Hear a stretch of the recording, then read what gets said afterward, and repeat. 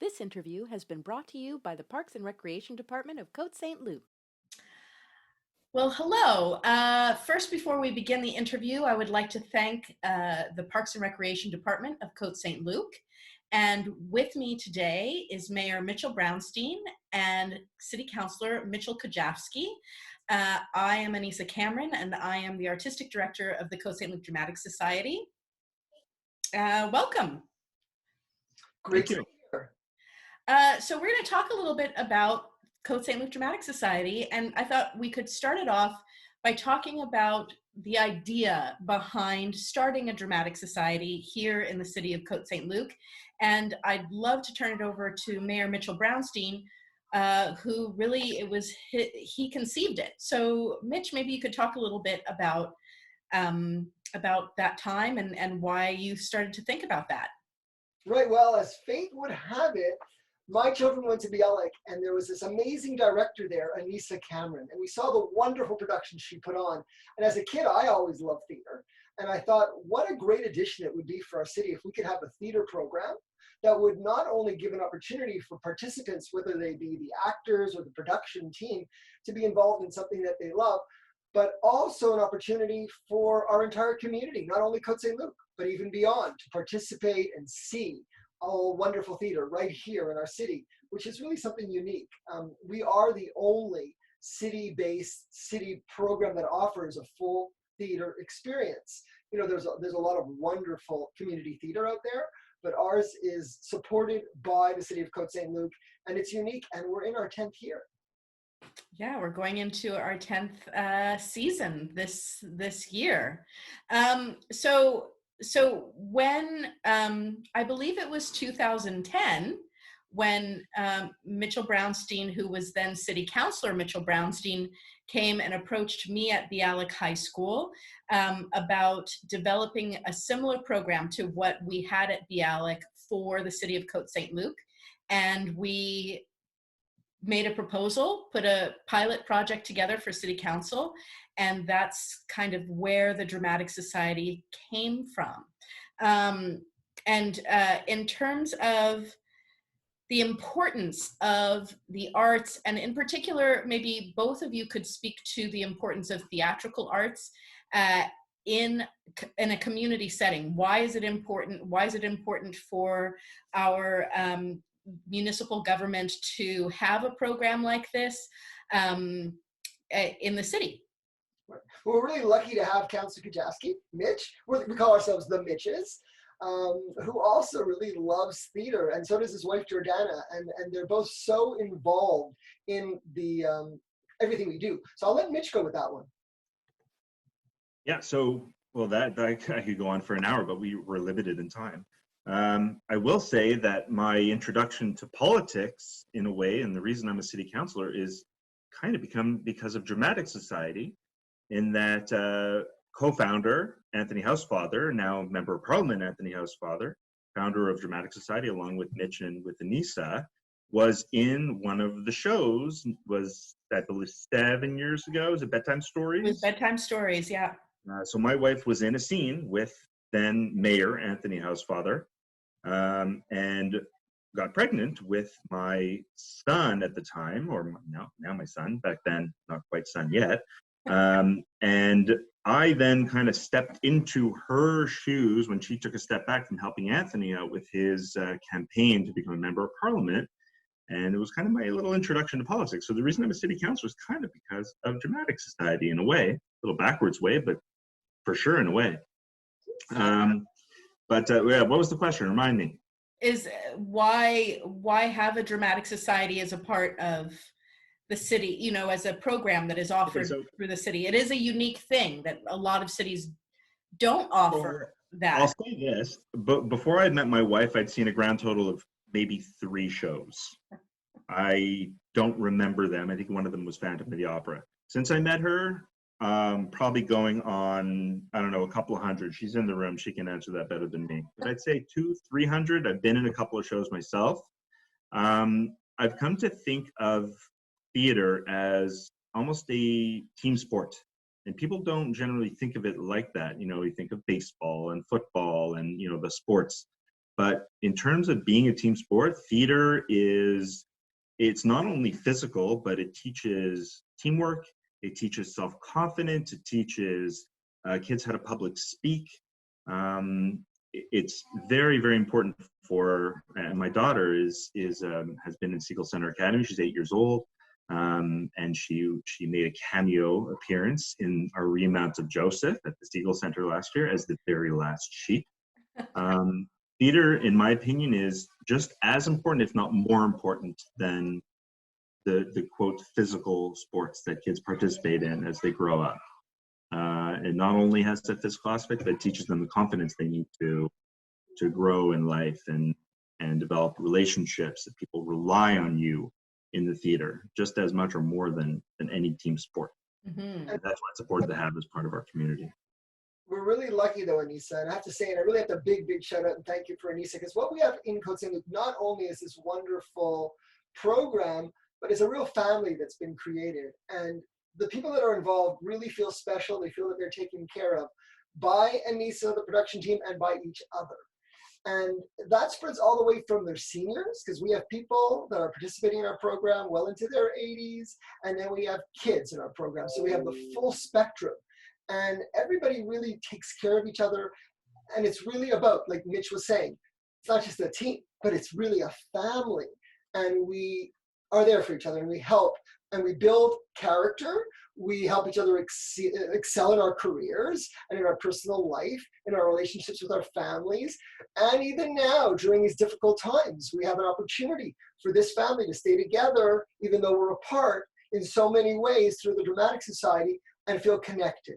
So particularly the seniors that are all in their apartments, in their condos, in their homes alone, they're still connected. They're connected to all of us, and we stay close. And then we try to reach out to the rest of the community so that you can also see what we're doing, which we'll talk about as well today. Yeah. Great, thank you. And maybe Mitch Brownstein, could you talk a little bit about your history with theater in particular? You have a pretty rich history with community theater in particular here in Montreal. Sure. Could you speak to that a little bit?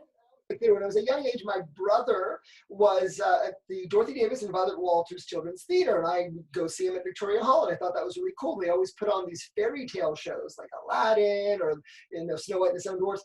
So I entered the Children's Theater, and the first show that they were putting on at the time was Aladdin, and Miss Davis, who was, to me, she was like, she was working until she was 97.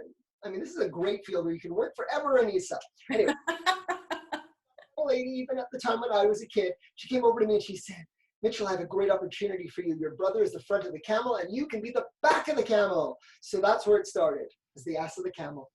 But on from there, and I was in a lot of other shows, and then I went on to do theater at CJEP, whether it was with Vanier, I was president of the Drama Association, and McGill Players, and then the Yiddish theater, I was in the Wiseman of Helm, and that was a lot of fun. My son was in it too, and then it went on. I took quite a break, though, in terms of my regular life, being involved as a lawyer and then getting involved in politics.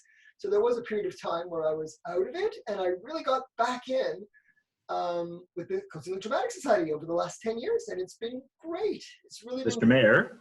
Really nice. Mr. Mayor, I've got to say, even though you played the back of a camel, I think my performance as a munchkin in The Wizard of Oz might just, yeah. That was okay. That was good. My dramatic performance is Howie Newsom in Our Town, fine, but the Munchkin in The Wizard of Oz, I'm sorry. Yeah. Just a classic. Very much so. Yeah, absolutely. Love Senior Summer Works. Yeah. You can see I'm standing around here in my office. This is my work office at home.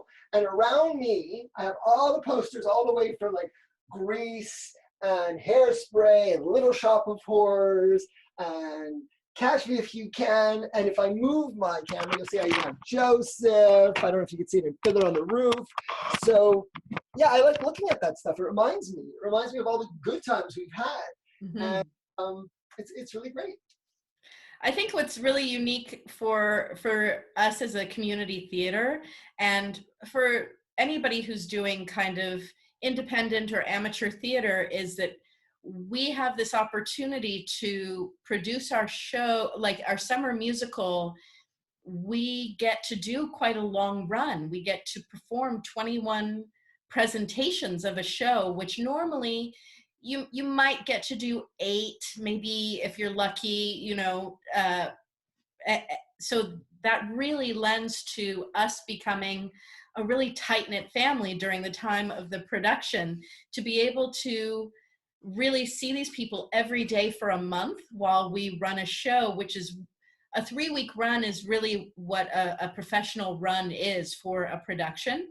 And it's rare that a community theater has that opportunity, and we're just so lucky that we're able to do that. I mean, we do it, necessity is the mother of invention, and we have a small theater, but it's ours and we love it.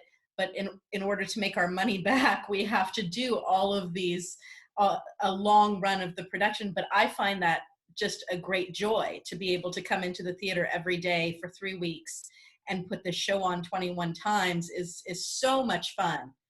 But it is great because it's so different from the beginning to the end. At the beginning, it's your first show and you're a little nervous. You're not 100% exactly how it's going to go, and it always goes just fine. But then as the run goes on, it becomes more and more fun because you can add a few things in, you're more relaxed, and it just goes smoother all the time. And by the time it's over, it's so perfect, you don't want it to end. Yeah, it's true. It's true. Every time we're coming to the final week of the production, everyone starts talking about, well, do you think we could extend? Maybe we could go for another week. You know, everybody wants it to last. But that's also the beauty of theater, is that it's ephemeral, right? That it's this magical entity that exists within the moment, and then when it's done, it's a beautiful memory. But we move on to the next project, and it's except with Joseph, which we were able to, and Hairspray and Catch Me If You Can. Yeah. We remounted Catch Me If You Can at the Segal Center, and then we did the producers at the Segal Center, and then we did Hairspray at the Centaur Theater, and Joseph back at the Segal Center, which is always fun when you remount. It's lots of fun. You know what else really got me about theater is just to continue the thinking from earlier. I just realized, like, I've experienced, I don't know if I've experienced it differently than others because I wasn't around for the beginning of the Dramatic Society or experienced any other end of run. But the level of emotion in our cast members is just unreal. Like Joseph, the end of Joseph, and the remount and the original performance of Joseph and Cabaret, just everyone just bawling over each other and getting so emotional at the end of a run. So there's something else that theater has that team sports don't have, and allows you to connect emotionally with your fellow teammates. Mm-hmm. That really, really got me. I never realized that about theater. Yeah.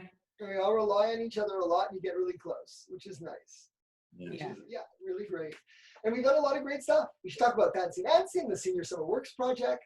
Well, what I wanted to talk about a little bit is we are coming up to our 10th season, and we've hit some pretty major milestones over the years. From our inception, our pilot project, which was Dining Out, which was a very small, we were testing the waters, and the city council gave us this directive to see if there was interest in having a community theater in Côte Saint-Luc. And it was a resounding success. We only had two shows. We did 2 shows, and it was a bunch of little vignettes and even some original work that came together. But I believe we had over 40 people involved in that original pilot project. And from that pilot project, the city council approved us doing Grease. And Grease was our first major production that Mitch Brownstein was in, and Ben Warner starred in as Danny Zuko, and we had just an incredible cast of theater enthusiasts, and a lot of my Bialik alum who had graduated and were a little bit forlorn because they felt like there was nowhere for them to go in terms of doing theater. They were so excited to be a part of theater again, and to come back and be a part of Grease. And that was our first big show. Beauty School Dropout. Mitch Brownstein played the teen angel, Beauty School Dropout.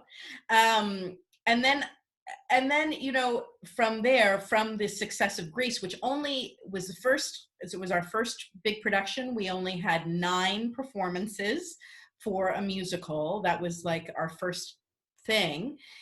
But it was such a huge success that the city council approved a whole season after that. So we went from Grease, we did Office Hours, which was a Norm Foster show, and then we produced Fiddler on the Roof that next summer at Wager, at the theater at Wager, and that was A challenge, but it worked out well. a challenge, but it really worked. I mean, we had a cast of 48, and that was the first time I think it really put Fiddler on the Roof, put the Dramatic Society on the map in terms of the community. And so we had such a huge response to Fiddler, and so many people came out to see it. I think close to 3,000 people saw Fiddler on the Roof. We got Sam Stein. He was amazing.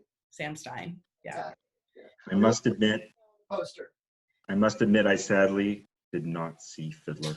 That was the summer I moved back to Côte Saint-Luc from my short stint in NDG. And I heard about it after the fact, about 2 months after the show closed. I heard about this show that was incredible in Côte Saint-Luc. And I'm like, oh, no, I missed it. I see on the poster, Sam Stein as Tevye is outstanding. Charmin Yarnell, A Joyful Experience. Heather Solomon. Yeah. Eagle Tear.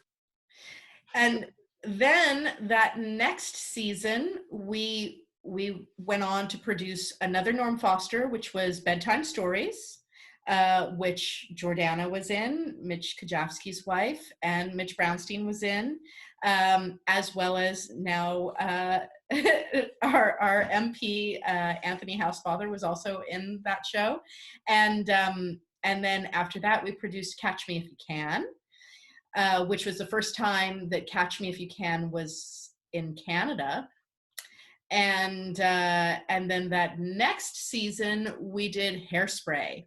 It took us actually 2 years to cast Hairspray because it's a very diverse cast, and we had to find the right cast. And I'm so glad we did take the time, because we had really the most incredible cast for Hairspray. What a joyful experience that whole experience was. And it proved to hit our audience in the same way, because that was the first year we won the Montreal English Theatre Award for Outstanding Community Theatre. That was our first one. And that was so special, such an incredible experience. Mitch Brownstein got to play Wilbur. Probably, maybe my favorite role, really. It was such a nice guy, Wilbur, and he wants his daughter to follow her dream, doesn't give up, and a nice relationship with his spouse. It was really a special role. I was blessed to play it. Yeah, it was a great time. I mean, so many of our shows were every show we do is special to me, you know, as the director and somebody who, like, from choosing the show all the way through conceiving it in rehearsal and then putting it up, you know, you really, for me, it's like a birthing process, you know?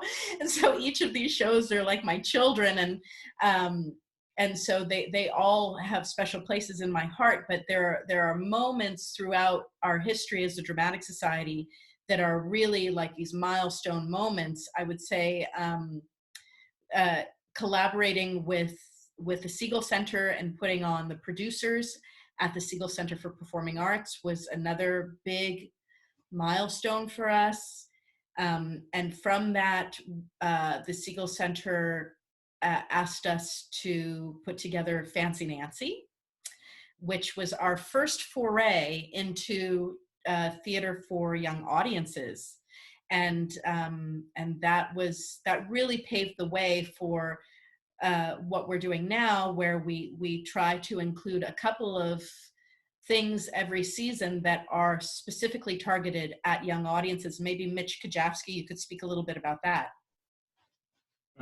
Yeah, well, it kind of all started, I guess, with Joseph and the inclusion of kids in the cast, and what turned out to be very, very popular show with like young families in Côte Saint-Luc. I mean, we essentially oversold out our entire run of the show, sold 106% of all tickets available. And it turns out that there were tons and tons of young families, young kids coming to see the show. It's very family-friendly theater. And it got me thinking about offering other family-friendly, kid-friendly shows. We brought in a puppet show for the first time just a couple months ago and sold that out. So I think I've got everyone sold on the fact that we have to have those offerings on our slate going forward, and it builds the future of theater in the community too. We introduce theater to kids at a young age, and they'll move on to come and audition for our shows, hopefully push us to have more family-friendly offerings, more kids in the cast, more kids in the audience. The more the merrier, and we'll have an audience for life as the kids get older and have their own kids, and we'll be around for hundreds and hundreds of years. Yeah. The pill. Why not? They have to cryogenically freeze, you know. So some sort of technology will come along to. Yeah, we'll figure out a way of figure keeping it out. you around Anisa for a very, very long time.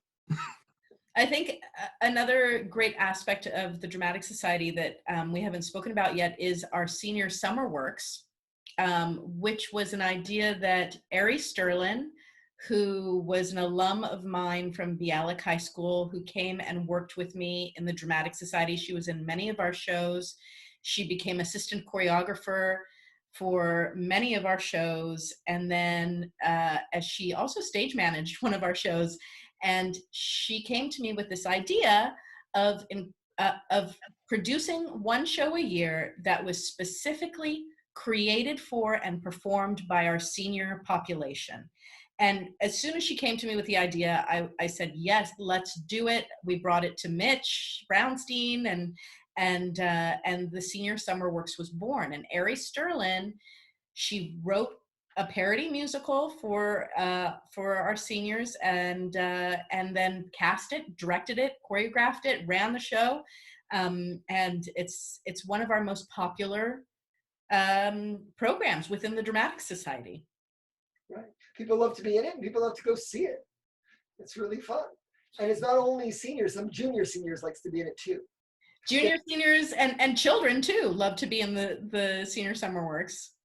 It's a lot of fun. As someone who was in one, have you ever, I don't know if you've ever been, Mr. Mayor, have you ever been in the Senior Summer Work show? I don't think so. You filled in. I filled in. Yeah. Filled in once? Okay. So I've been just the one. I wish I could have been in more because it was a blast. It's a little more compact than our drama and musicals. It's like a bit of a tighter rehearsal timeline and usually smaller casts, but man, it was a really, really fun time to be in that show. And I was directed by one Ari Sterling. Yeah. It was a pleasure to work with. It's great. They're really very great shows. Everybody enjoys being in those shows. Yeah. Yeah. So now here we are. The world is a different place today than it was even just a month and a half ago. And, our summer musical this year will not be happening in the time that it normally does because of social distancing.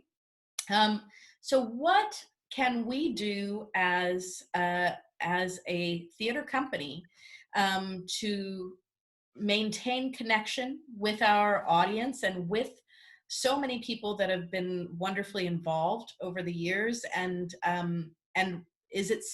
how are we still important during this time? Maybe we could talk a little bit about that. I think that it's really important that we continue to reach out. The population, we have a following. People want to be entertained, particularly now at home, and they know us. And that's the beauty of a lot of the things that we do, whether right now, there's for seniors who don't have the internet, they use this telephone program and they call in a number and they put in a code and they can hear a show that's being produced by the Parks and Recreation and the library. And we're participating in that as well. And there's also the possibility to do so much through the internet. So I know Anisa has a lot of great ideas, and it's important that we follow through on them, whether it's taking Fiddler on the Roof and making it some type of sing-along type of performance, or whether it's interviewing cast members who have been in our shows and showing clips from the various shows that we've had, or thinking of other ideas of how we could put on a play reading or some other interesting formats that people can participate and enjoy theater from their homes and really feel connected. And possibly even do interactive things through Zoom, because Zoom does allow that. Zoom allows you to all be together in different rooms, but yet you feel you're in one room. I just clicked on the other day for fun, because I saw that the men's club was having a speakers event at 2 o'clock.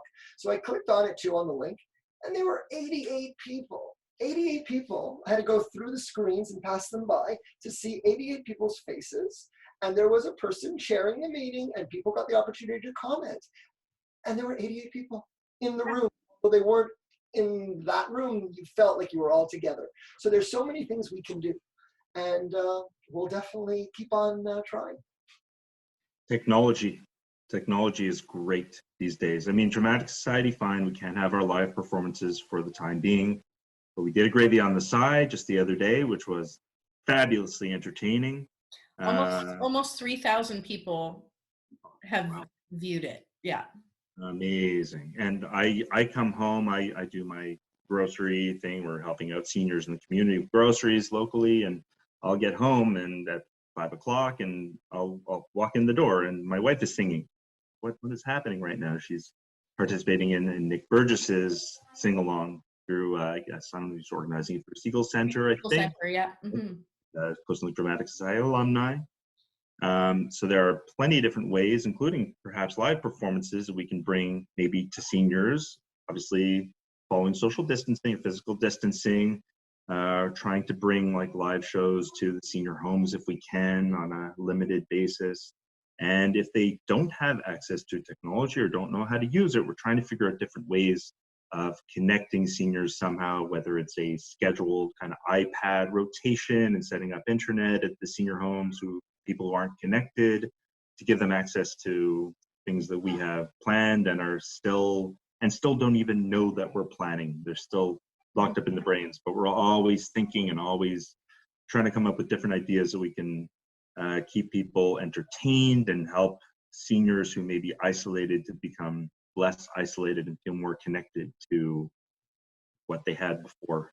So Anisa, tell us all about your idea, about something I think you're hoping to do this week to at a senior center with two of our. Oh yeah, we will be bringing.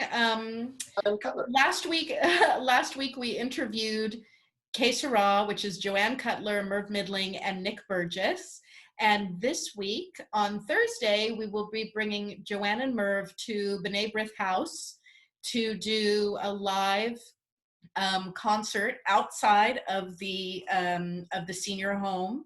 And because the senior home has two sides, they will be doing a set on one side, and then we're going to pick up and bring it around to the other side, and they're going to do the same set on the other side so that the seniors can come out onto their balconies, socially distant, but hear the live music, sing along, you know, bang their pots and pans along with Joanne and Merv, and have that kind of human connection and experience. We're hoping to, through Parks and Recreation Côte Saint-Luc, we are hoping to do that regularly in this next month, going around to the different senior homes in our community and hopefully making that connection. So that's one of the initiatives that is being undertaken. Thank you both so much for being here with me, and we will see you soon, hopefully, if not in the real world, then definitely online. And be safe and be well. Thank you. You too. This is great. Thank you, Anisa. Keep it up. Thanks. Thank you.